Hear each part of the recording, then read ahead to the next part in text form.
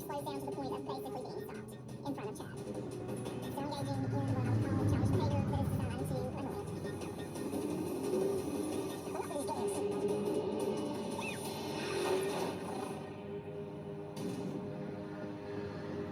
Chad hits Jeff's car and pushes it anywhere from 20 to 50 feet.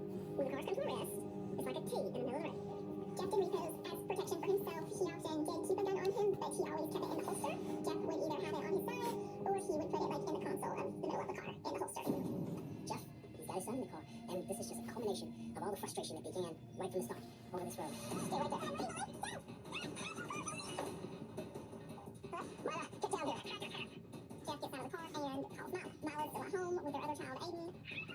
On the way, she throws on some clothes, she calls 911, and reports that there has been a crash.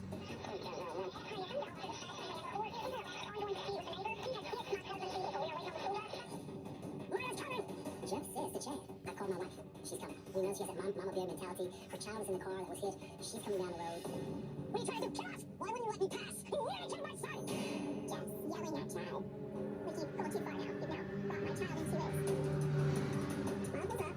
She is out. And the first thing she says is, I'll yell. She is still on. I don't care. You can lie to him all you want. Jeffrey does not like the conflict, so he gets out of the car to wait on the bus. This should have been a routine ride to school for this young man, but on this day, he's a witness to something that no child his age should ever see. You don't know what you're talking about. Your dad is saying, both of you. Everyone should have seen this.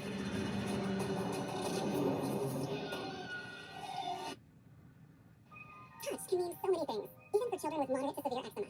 Touch can make a little one feel like a giant, can bring sparkle to a teenager, or be the unspoken language between best buddies.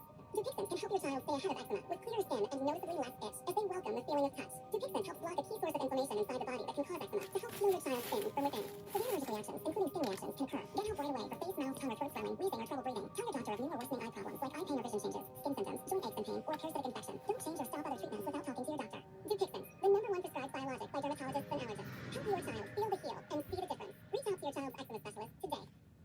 This isn't really holiday shopping. I mean, discovering high-quality gifts, decor, and more at amazing prices just feels more joyful, right? This isn't holiday shopping. This is beyond shopping. This is finding. It's about me now.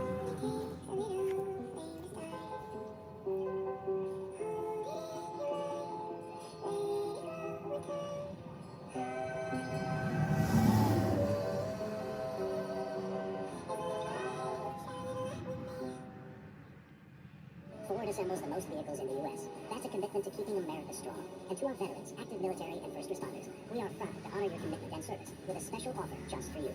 From America's most awarded brand for new vehicle quality, all active, retired, veteran military, and first responders can receive $1,000 exclusive bonus cash only at your Carolina Ford dealer. Babies don't ever stop. And behind them is an unstoppable Pampers 360 diaper with up to 100% leak-proof fit. Because they're Pampers behind every baby. Now with new Easy Out tabs. Krista, this is like the third year you're 45. Need your colon cancer already and cancel brunch? Ask for Cologuard. It's effective and you can screen at home. It's for people 45 plus and average, not high risk. False positive and negative results may occur. Ask your provider for Cologuard. A raging feud between two neighbors has come to a violent confrontation on the road where it all began. This was a culmination of a lot of bad blood.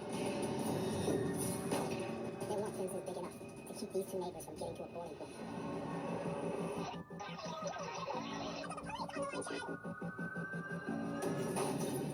The first shot shattered the back window, which is where Jeffrey was. Jeffrey gets in the floorboard to hide. He gets down on the floorboard of the car and starts to pray. He thinks because he saw his parents start backing up that they had run off, that they had gotten away.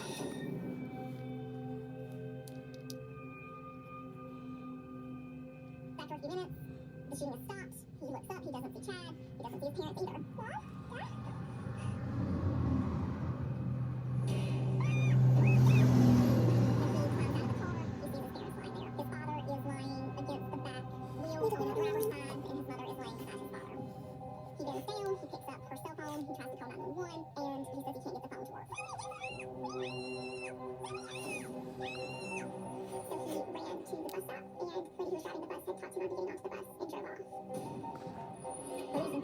Rush to the scene. The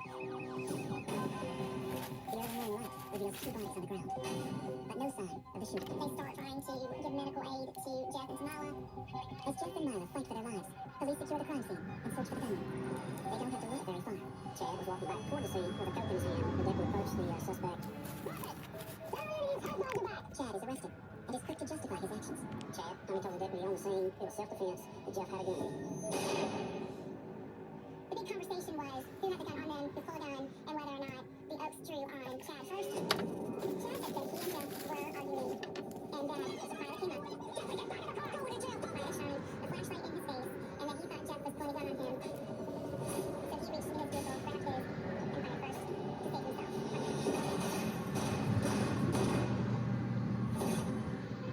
But the police don't find the evidence to back up Chad's claims. Chad said that Milo shined a flashlight in his face. There was never a flashlight found. And even though Jeff had a gun, that doesn't mean he was armed. Chad had claimed that Jeff had pulled a gun. There was a gun located under the seat of Jeff's car, but it was still in the holster and never been retrieved from under the seat. When police talked to the young survivor, he has a different story to tell. Jeffrey says as he's sitting in the back seat listening to the arguing, Chad pulls a gun out of his pocket. So tired of you. Chad is the one who pulled his handgun out, and actually he's the only person to pull a handgun out. One shot hits the top of the car and fragments.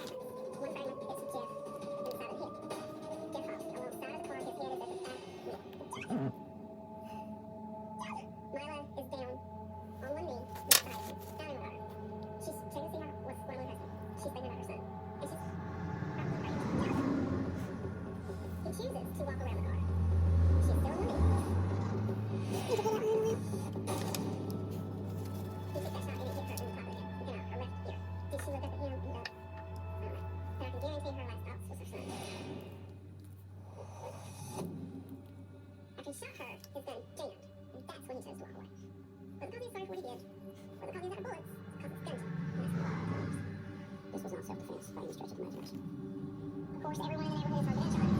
Chad walked into his neighbor's house and was like, I need a coke. The neighbor had asked what happened, and Chad was like, I'm going to jail. A neighbor says that Chad raised down the gun, gets his knees, and says, I never meant for this to happen. We've been living here too long. What are you doing? Don't you ever come on my property again. Just don't. Mala died there. Need to switch names. There's nothing paramedics can do for Maya, but Jeff still clings to life. Jeff was taken to the hospital in Charlotte. Robert Chad Bridges is convicted of second-degree murder in the death of Myla Oaks and attempted first-degree murder of her husband, Jeff. He is sentenced to 38 years in prison. In my opinion, mediation was the right thing to do. Chad just hit a point where he didn't feel like the process was going to work for him, and he made a very, very bad choice. Myla and Jeff's loved ones are left devastated by the tragedy. There's no reason to shoot someone in the head while their child is in the backseat. My sister was unarmed, Jeff was unarmed. There's no reason that Milo was that he had to step out of the car and see his parents that way. Jeffrey Jr. and Aiden are being raised by relatives. Although Jeff survives the shooting, he is left severely disabled and must live out his days in a long-term care facility. Jeff is paralyzed. Out of their house. That's cute. Together they are raising their teenage children, Jonathan and Stephanie. Let me give you a hand with that, buddy. He had a huge heart, an amazing heart for giving and compassion, and would do anything for anyone who he felt had done him right or was just a kind person. Hey, you can't do that alone. Hey, be nice. Frank, who's a very good dad, he cared about John and Stephanie a whole lot. And Diane, too. Grace Tragoni and her parents live right beside the Franks. Just grew up next door to them. John was my best friend. Frank was his dad. We all had kids in similar age ranges, and we all knew each other, so there was no conflict in the neighborhood. It was pretty harmonious. The neighborhood is also home to some interesting characters. Kenneth Jensen is a government file clerk who lives by himself. He's a little shy, but his neighbors appreciate his eccentric behavior. His mailbox was right next to the Frank house, and every day he would come by to pick up his mail. We referred to him as Pinky, the kids. He would wave to us with his pinky, just to us kids. Timmy was a quiet guy. He kept to himself, but he's a really nice, smart man. Always friendly. Hey, Kenny! Hey, buddy! We always called him Kenny. He was our friend. We were friendly. He would come over and do 4th of July with us. Quiet neighbors are the best kind to have. Don't screw your dog! Until someone turns up the volume. Don't screw yourself! I was Good to see you again. I know I've asked you this before, but can you do me a huge favor? Take a look at my lawnmower again. Yeah, not a problem. Anything for you, Pinky. No, you start now. That's for the kids only. The friendly community is about to get a new member. Hello, fella. But it's a familiar face for Kenneth. I want you to meet somebody. It's a good friend of mine. Hey, Jay! Good news? Gotta start making plans. Oh, that is great! Jay came into the neighborhood. Oh, he is gonna be your new neighbor. And said that, yeah, I'm gonna be building a home back here. Right over there. He was friendly with us, and Timmy's such a nice man. All I really want is a place for myself with some decent light. It would be nice, too. Jay's a developer. He knows what he's doing. Okay, has good taste. They started bringing in equipment, and I'm like, okay, whatever. The Franks are happy to put up with the inconvenience.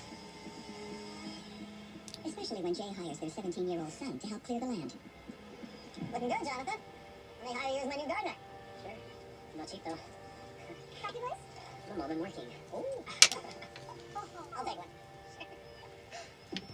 But as the project moves You can put it forward, on. the Franks start questioning Jay's intentions. This is not a little house.